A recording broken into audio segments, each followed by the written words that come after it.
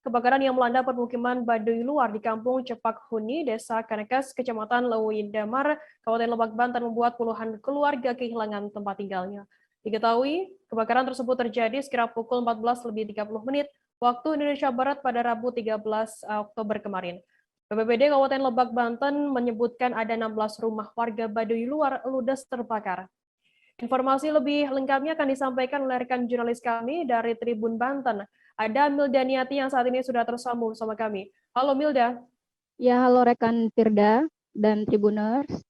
Milda, total ada berapa kepala keluarga yang terdampak akibat kebakaran tersebut?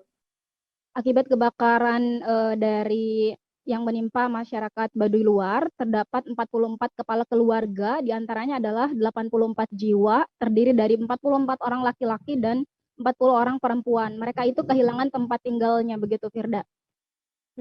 Untuk taksiran kerugiannya sendiri, apakah saat ini sudah ada informasi terkait hal ini?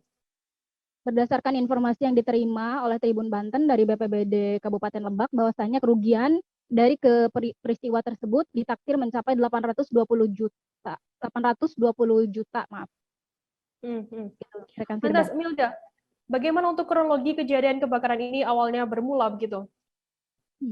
Menurut keterangan dari Feby, bahwasanya penyebab dari kebakaran ini masih belum diketahui dan pihak kepolisian setempat pun masih menyelidiki akibat dari kebakaran ini.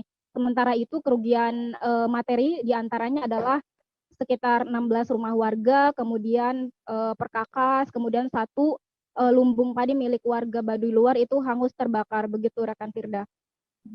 Untuk saat ini 44 kepala keluarga ini mengungsi di mana, Milda? Apakah sudah ada informasi lebih lanjut terkait hal ini?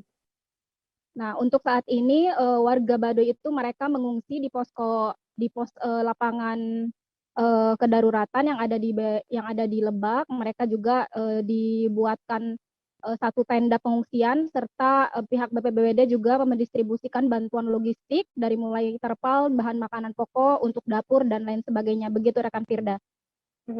Baik, terima kasih rekan jurnalis dari Tribun Banten, Milda Niati atas laporannya. Selamat bertugas kembali. Jangan lupa subscribe, share, komen, dan like ya.